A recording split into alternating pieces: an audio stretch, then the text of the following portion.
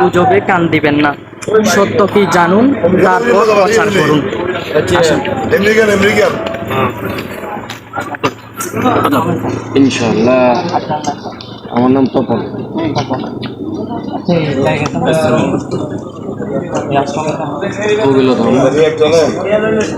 বলতে গেলে এটা হচ্ছে চট্টগ্রামের সবচেয়ে বড় চট্টগ্রাম না, এটা বাংলাদেশের সবচেয়ে বড় মন্দির। তো এখানে যে মাদ্রাসার ছাত্রদের দেখা যাচ্ছে, আমি একটা জায়গায় দেখছি, মানে একটা সোশ্যাল মিডিয়ায় দেখতে হচ্ছে, মানে ওখানে একজন লেখছে বাহির থেকে মাদ্রাসার ছাত্ররা মন্দির পাহারা দেয় আর ভেতরে মাদ্রাসার ছাত্ররা আগুন ধরাই দেয় বা ভাঙচুর করে, এরকম টাইপ কিন্তু দেখছিলাম। তো এই সম্পর্কে আপনার মন্তব্য কি? আসলে বলতে পারে মানুষের এই নিজস্ব মন্তব্য করতে পারে। আমরা যারা ফেস্ট করতেছি তারা আদৌ কখনো দেখছে বলে তো আমার মনে হয় না।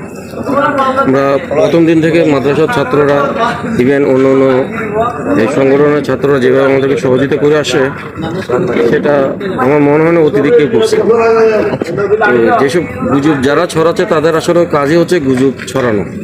আমরা যারা এই প্র্যাকটিক্যাল তারা এই পর্যন্ত কখনো এই ধরনের কাজ দেখি নাই। তবে আতঙ্ক আছে। তার জন্য তো আপনারা বিভিন্ন মাদ্রাসার হুজুরা আছেন, তারা তো সবসময় নিজেরাই প্রস্তুত আছেন। সেক্ষেত্রে আমাদের আতঙ্ক অনেকটাই কেটে গেছে। দেখলে ছাত্ররা আপনাদেরকে নিরাপত্তা দেওয়ায় আপনাদের আতঙ্ক অনেকটা কমে গেছে। একটা আগে নিরাপত্তাহীনতায় ভুগলেও এখন নিরাপত্তা মনে করতে নিরাপদ আছেন মনে করতেছি। আচ্ছা, তো আরেকটা প্রশ্ন হচ্ছে আপনার কাছে যে মানে অনেক জায়গায় শোনা যাচ্ছে যে মানে মুসলমানরা হিন্দুদের মন্দির ভাঙচুর করছে, আগুন জ্বালিয়ে দিয়েছে। আপনার জানা মতে আপনি নিজে দেখেছেন বা আপনার আত্মীয় স্বজনদের আশেপাশের মন্দির এরকম হয়েছে কখনো শুনেছেন বা আপনার কাছে এরকম কোনো প্রমাণ আছে? আসলে অন্য কোনো মন্দিরে হয়েছে কিনা সেটা আমি বলতে পারবো না, তবে আমাদের মন্দিরে হয় না সেটা আমি ইনশিওর করতে পারি। বরঞ্চ মুসলমান ভাইয়েরা আমাদের আশপাশে যারা আছেন তারা আমরা এই মন্দিরের জন্য অনেক এই নিষ্প্রাণ। আমরা যখনই ওনাদেরকে এই সহযোগিতার হাত বাড়াইতে বলি তখনই ওনারা আমাদেরকে সহযোগিতার হাত বাড়ায়। এটা হচ্ছে আমার আশেপাশে যত মুসলমান ভাইয়েরা আছে সবার প্রতি আমার কৃতজ্ঞ যে আমরা যখনই আমাদের কোনো দুর্যোগে তাদেরকে আমরা ডাকি, তারা সবসময় আমাদের পাশে এসে সহযোগিতা করে।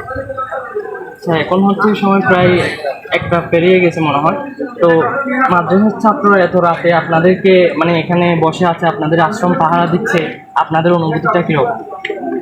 বেটার আমার কাছে মনে হচ্ছে এটা ওই মায়ের কোলে শিশু যেমন নিরাপদ, আমরা মনে করতেছি আমরা অনেকটা নিরাপদ।